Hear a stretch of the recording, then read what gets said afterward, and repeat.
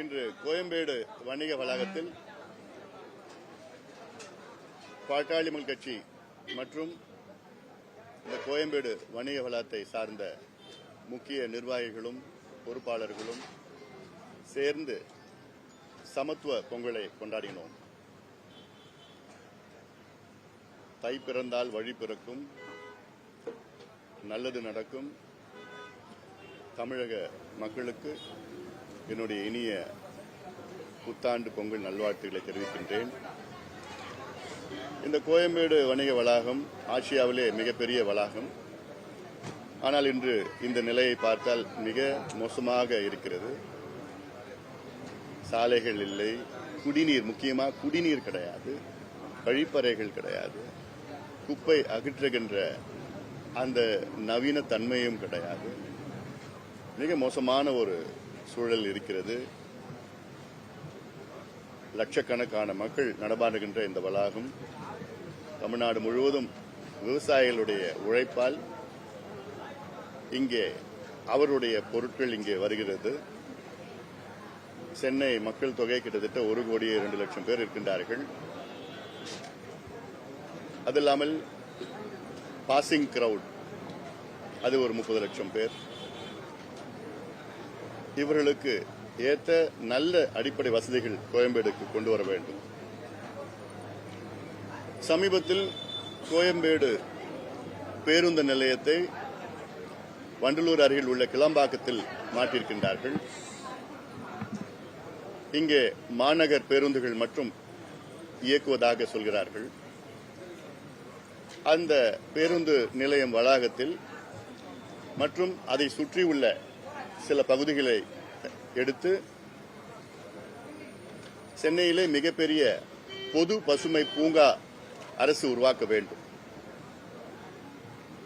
Public green park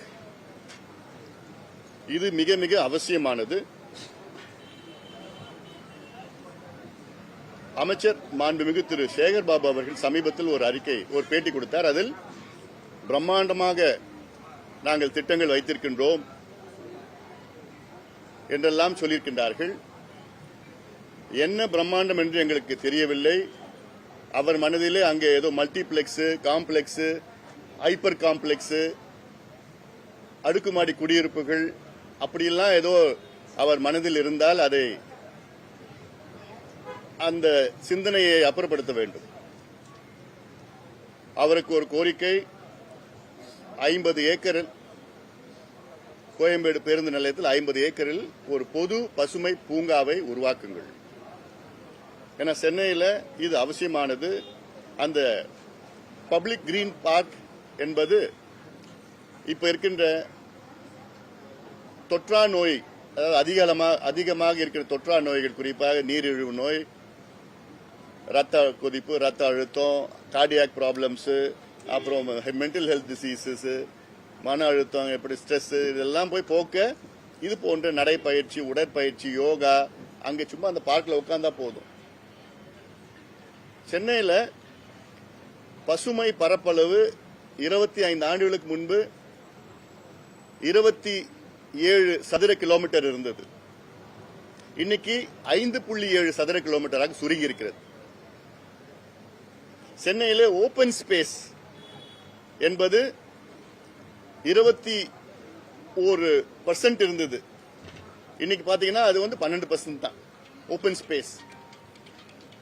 ஒரு 30 ஆண்டுகளுக்கு முன்பு LIC மாடியில் போயிட்டு மேல நின்று பார்த்தா பசுமையா இருக்கும் சென்னை.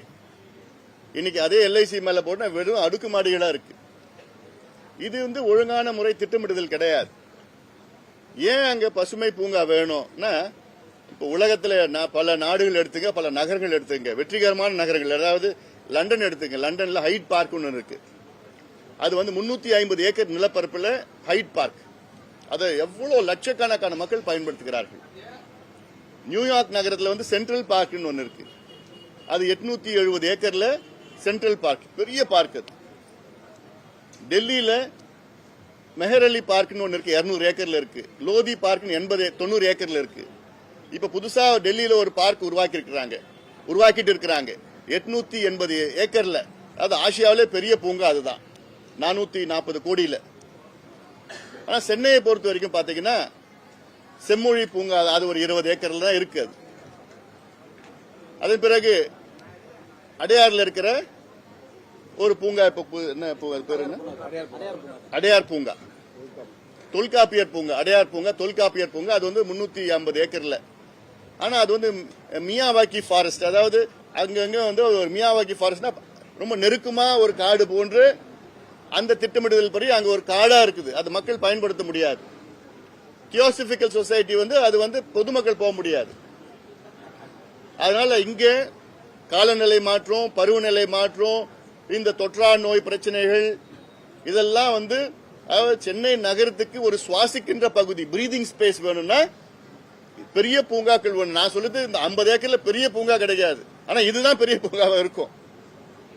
சாதாரணமா ஒரு பெரிய பூங்கானா ஒரு 100 ஏக்கர் 200 ஏக்கர்ல பெரிய பூங்கா. ஆனா இது இல்ல. பெங்களூர்ல லால்பாக் 240 ஏக்கர்ல பெங்களூர்ல லால்பாக் இருக்கு. அப்படி ஒவ்வொரு நகரத்துக்கும் இருக்கு. அதனால சென்னையில இங்க அது அவசியமா கட்ட வேண்டும். இங்க சுத்தி இருக்கிற பகுதியில் லட்சக்கணக்கான மக்கள் அதை பயன்படுத்துவார்கள். மெட்ரோ ஸ்டேஷன் அங்க இருக்கு. ஆனா தூரத்துல வந்து கூட அந்த பார்க்க பயன்படுத்திட்டு மறுபடியும் மெட்ரோல போயிட்டு வருவாங்க.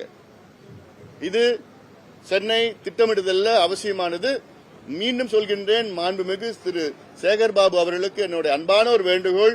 கோயம்பேடு பேருந்து நிலையம் இருந்த இடத்துல 50 ஏக்கர் 60 ஏக்கர்ல ஒரு பசுமை பூங்காவை உருவாக்குங்கள். வேற ஏதாவது அங்கு வந்ததுன்னா அதுக்கப்புறம் அங்க மக்கள், சுத்தி இருக்கிற மக்கள் எல்லாம் திரட்டி கடுமையான போராட்டங்கள் நாங்கள் செய்ய நேரிடும். அந்த அளவுக்கு செய்ய மாட்டாருன்னு நான் நம்புகிறேன். ஏன்னா இது ஒரு நகரம் வளர்ச்சிக்கு அவசியமானது. இது திட்டமிடுதல் முக்கியமானது. இது இந்த open space, green space, breathing space, carbon food print குறைக்கிறது, இதெல்லாம் அவசியமானது.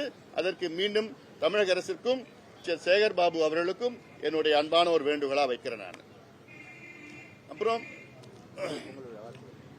அப்புறம் அந்த போக்குவரத்து தொழிலாளர்கள் பிரச்சனை, இதை வந்து முழுமையா அவருடைய நியாயமான கோரிக்கையை நிறைவேற்ற வேண்டும். 8 கோரிக்கைகள் வைத்திருந்தால் அது 2 நாங்கள் நிறைவேற்றிட்டோம்னு அரசு சொல்றது அது உண்மையாலேன்னு தெரியல எனக்கு. 95 மாதங்களாக PFPL போட்ட பணத்தை வந்து அவங்க ஓய்வு பெற்றவர்களுக்கும் கொடுக்கல. இன்னும் அவ்வளவு கடுமையா இவ்வளவு நாள் உழைச்சிருக்கிறாங்க. கிட்டத்தட்ட 7000-8000 கோடி. அந்த பணத்தை சொல்ல போனா அரசு கையகப்படுத்தியது, கையாடல் செய்ததுன்னு சொல்லலாம். ஏன்னா அவங்க பணத்தை திருப்பி கொடுக்க முடியாது ஒரு சூழல்ல இன்னைக்கு இருக்கு அரசு இருக்குன்னா எங்களுக்கு இன்னும் புரியல. இந்த போராட்டத்தை வந்து இங்க அரசு கேட்டுக்கிட்டனால மக்களுக்கு இடைஞ்சலா இருக்கக்கூடாதுன்னு 19ஆம் தேதி தள்ளி வச்சிருக்கிறாங்க. ஆனாலும் அதுக்குள்ளே பேசி அவருடைய நியாயமான கோரிக்கைகளை நிறைவேற்ற வேண்டும், அரசு நிறைவேற்ற வேண்டும் என கேட்டுக்கொள்கின்றேன். அப்புறம் தமிழக அரசுக்கு ஒரு கோரிக்கை, இந்த பொங்கல் 4 நாள்ல டாஸ்மாக் கடையை 4 நாளுக்கு மூடுங்க.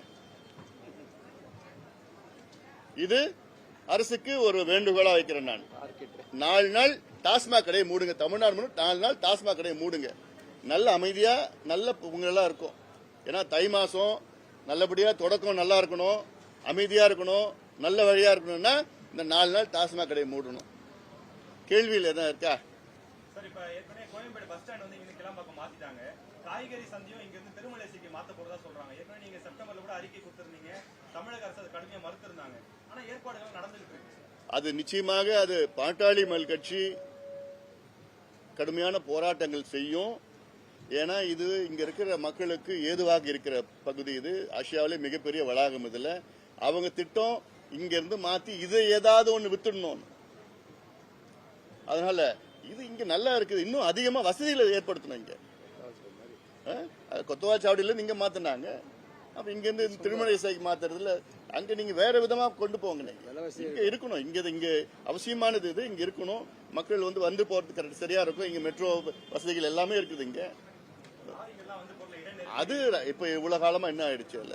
ஏன் நீங்க அந்த மதுரை வாயில் பறக்கும் சாலையை கட்டிட்டு இருந்தீங்கன்னா நேரம் ஒன்றும் பிரச்சனை வந்திருக்காது. காசு லஞ்சத்துக்காக தான் திட்டத்தையே நீங்க இவ்வளவு நாளா கட்டாம வச்சிருக்கீங்களே, அந்நேரம் பண்ணிருக்கணும். அது செஞ்சிருந்தா ஒன்றும் பிரச்சனைக்கு போறது இல்ல. ராத்திரில தான் வரப்போகுது. அதுல இன்னொன்னு போக்குவரத்து நெரிசலுக்காக அது திட்டமிடுங்க. அதெல்லாம்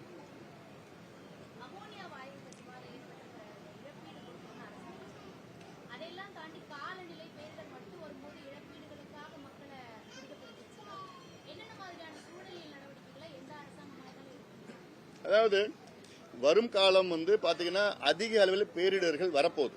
காலநிலை மாற்றம், பருவநிலை மாற்றத்தில் இது நான் மட்டும் கடந்த 15 ஆண்டு காலமாக சொல்லி வந்துட்டு இருக்கேன். இதை பத்தி எந்த அரசியல் கட்சியோ அரசியல் தலைவர்களோ யாரும் பேசுவது கிடையாது. இப்ப நம்ம பாதிப்பு தொடங்கிடுச்சு. இதுக்கு பிறகு வந்து அரசு தடுப்பு நடவடிக்கை, முன்னெச்சரிக்கை தடுப்பு நடவடிக்கை இப்போ என்ன மிட்டிகேஷன் சொல்றது. அதுல இப்ப நம்ம சென்னையை பொறுத்த வரைக்கும் நமக்கு அடையாறு ஆறு வடிகால், அதாவது 5 வடிகால் இருக்கு. அடையாறு ஆறு, கொசஸ்தலை ஆறு, கூவம் ஆறு, பக்கிங்ஹாம் கால்வாய், அப்புறம் பள்ளிக்கரணை சதுப்பு நிலம். இந்த 5 பெரிய வடிகால் எவ்வளவு மழை பெய்ஞ்சாலும் இந்த 5 வடிகால்ல வடிஞ்சிடும். ஆனா இன்னைக்கு பக்கிங்ஹாம் கால்வாய் தூர்ந்து போயிடுச்சு. அத மேல MRTS கட்டி இருக்கிறாங்க, என்னென்னமோ பண்ணிருக்காங்க. அதுல குப்பையா இருக்கு, உள்ள போனா சாக்கடை, குப்பை, பிளாஸ்டிக் தான் இருக்குது. அதுல தண்ணி போறது வழியே கிடையாது. அது இல்லாம பள்ளிக்கரணை சதுப்பு நிலம் திராவிட கட்சி ஆட்சிக்கு வருவதற்கு முன்பு 12,500 ஏக்கரா இருந்தது. இவங்க இந்த ஆட்சிக்கு வந்த பிறகு இன்னைக்கு பாத்தீங்கன்னா 2000 ஏக்கர் தான் இருக்கு. அதுல எல்லாமே ஆக்கிரமிப்புகள் இருக்கு. அதுல கூவமாறு இன்னைக்கு சாக்கடையா மாத்திட்டாங்க. கொசஸ்தலை ஆறு ஏதோ கொஞ்சம் அப்பப்போ கொஞ்சம் அந்த கடைசி இடத்துல சாக்கடையா இருக்குது. அதுல அடையாறு ஆறு முழுசா சாக்கடையா மாறி இருக்கு. அடையாறு ஆறுக்கு என்ன பண்ணணும்? செம்பரம்பாக்கம் ஏரியில வர தண்ணி தான் அடையாறு ஆறு மூலமா வருது. அது இல்லாம செம்பரம்பாக்கம் மேல இருக்கிற பல ஏரிகள்லாம் அந்த வஞ்சி அந்த ஆத்துல வருது. அதுல அதுக்கு என்ன செய்யணும்னா, செம்பரம்பாக்கம் வழிகிற காலத்துல அங்கிருந்து ஒரு கெனால் வந்து பாலாத்துல போய் கனெக்ட் பண்ணணும். இதெல்லாம் பல திட்டங்கள் கொண்டு வரணும். அது இல்லாம சென்னைக்கு 10 ஏரிகளை உருவாக்கணும் புதுசா.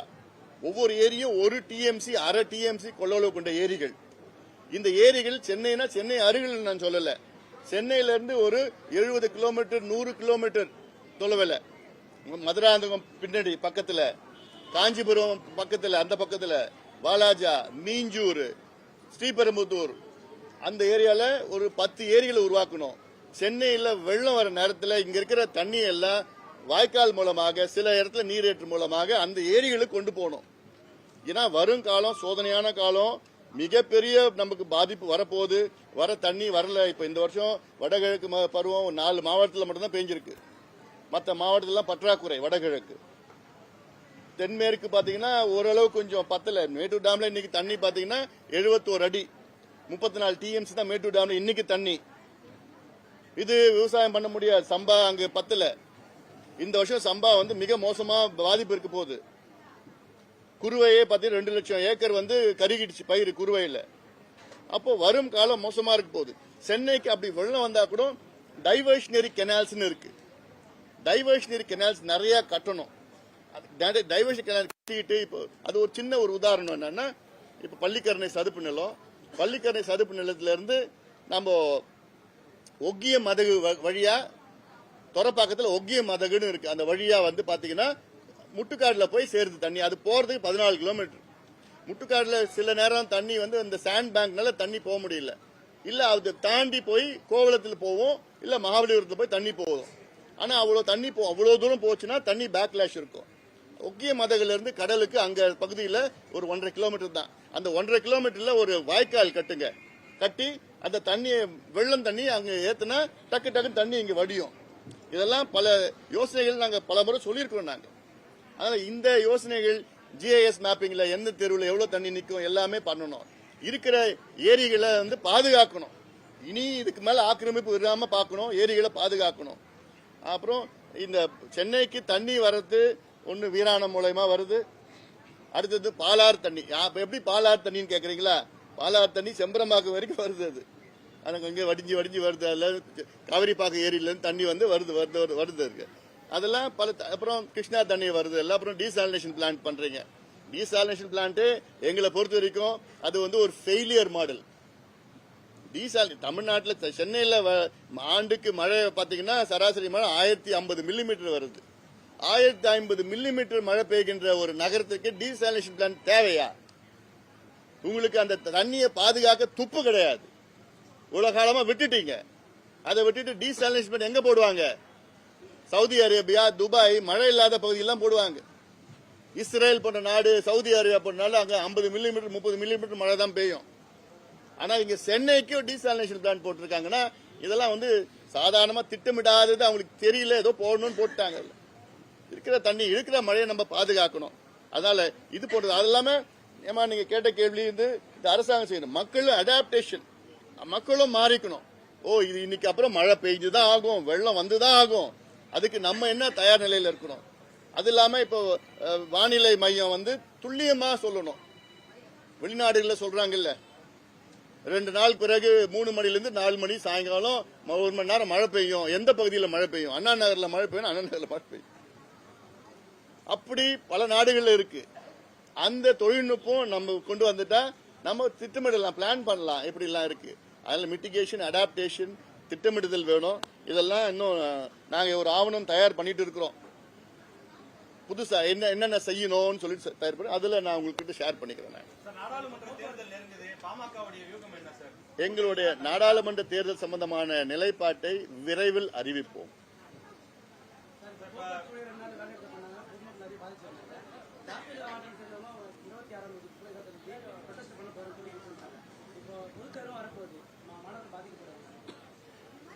அதுக்குள்ள நீங்க உறுதி கொடுத்தது தானே கேட்கறாங்க அவங்க. இப்போ திமுக ஆட்சி வருவதற்கு முன்பாக அவர்கள் பல உறுதிகள் கொடுத்தார்கள், வாக்குறுதிகள் கொடுத்தார்கள். அதுவும் எழுத்து மூலமா கொடுத்தாங்க. அதை தானே கேட்கிறாங்க. 3 வருடங்கள் ஆகியும், 3 வருஷம் ஆயிடுச்சு ஆட்சிக்கு ஆகியும் இன்னும் நிறைவேற்ற முடியலன்னா நீங்க சொல்லிட்டு போங்க, எங்களால முடியாதுன்னு சொல்லிட்டு போங்க. ஜாக்டோ ஜியோ அவங்களுடைய முக்கியமான கோரிக்கை என்ன? பழைய ஓய்வூதியம் கொடுக்கணும். 2003 பிறகு வந்தவர்களுக்கு பழைய ஓய்வூதியம் கொடுக்கணும்னு சொல்றாங்க. இதுல 4 மாநிலங்கள்ல பழைய ஓய்வூதியத்துக்கு மாறி இருக்கிறாங்க. பஞ்சாப், ராஜஸ்தான், ஹரியானா, சத்தீஸ்கர் மாறி இருக்கிறாங்க. ஏன் உங்களால மாத்த முடியாதா? என்ன காரணம்? நீங்க கொடுத்த வாக்குறுதி. உங்களுக்கு எல்லாம் ஜாக்டோ ஜியோ பாத்தீங்கன்னா கிட்டத்தட்ட ஒரு 80 லட்சம் வாக்கு. அவங்களும் அவங்க குடும்பத்தை சார்ந்தவர்களும் உங்களுக்கு போட்டிருக்காங்கல்ல. இன்னைக்கு அவங்களே போராட நிலைக்கு வந்துட்டாங்கன்னா அப்போ நீங்க வாக்குறுதி என்னாச்சு? அவங்க போராட்டம் நியாயமான போராட்டம் தான். அதுக்குள்ள நீங்க மக்களுக்கு பாதிப்பு, இவங்களுக்கு பாதிப்புலாம் அது பாதிப்பு அதுக்கு ஏற்படாம நீங்க தீர்வு கொண்டு வாங்க. அமைச்சர் உதயநிதிக்கு துணை முதல்வர் பதவி கொடுக்க போறாங்க. எல்லா பேப்பர்லயும் சில கட்சிகள் அதுக்கு அனுபவம் போதாதுன்னு சொல்றாங்க. சில பேர் வரவேற்கிறாங்க, கூட்டணியில் இருக்கக்கூடியவங்க. உங்களுடைய பாமகவுடைய கருத்து என்ன? அது அவங்க உட்கட்சி பிரச்சனை, உட்கட்சி இஷ்யூ. அதை பத்தி நான் கருத்து சொல்றேன். தமிழ்நாட்டுக்கு துணை முதல்வரா அவர் வராரு அப்படின்னா அது வந்ததுக்கு அப்புறம் பார்க்கலாம். இப்ப என்னால கருத்து சொல்ல முடியாது. ஏன்னா ஒரு ஒரு ஹைப்போதெட்டிக்கலா என்னால பதில் சொல்ல முடியாது. ராமர் கோயிலுக்கு சில கட்சிகள் போறாங்க, சில கட்சிகள் போக மாட்டேன்னு வெளிப்படையா அறிவிப்பிட்டாங்க. பாமக போகுமா? யாரு போறாங்க? நாங்க முடிச்ச பிறகு போறோம். இந்த கூட்டத்துல நெரிசல்ல போக முடியாதுங்களா?